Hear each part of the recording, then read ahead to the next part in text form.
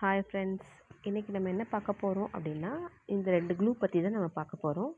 So first வந்து பார்த்திங்கன்னா fabric clue, second வந்து பார்த்திங்கன்னா B7000 க்ளூ. இது எதுக்கு யூஸ் பண்ணுறது அப்படின்னா வந்துட்டு மெட்டல் ஒட்டுறதுக்காக நம்ம யூஸ் பண்ணுறது. Alligator clip, TikTok clip, centre clip, plus அதோட ஸ்டோன் மேலே ஸ்டோன் ஒட்டும்போது 3D டிசைன் பண்ணும்போது இது நம்ம யூஸ் பண்ணிப்போம். செகண்ட் ஒன் பார்த்திங்கன்னா ஃபேப்ரிக் க்ளூ. இந்த க்ளூ வந்து பார்த்திங்கன்னா ஆரி ஒர்க் பண்ணுறவங்க, டைலரிங் பண்ணுறவங்க எல்லாம் யூஸ் பண்ணுற க்ளூ.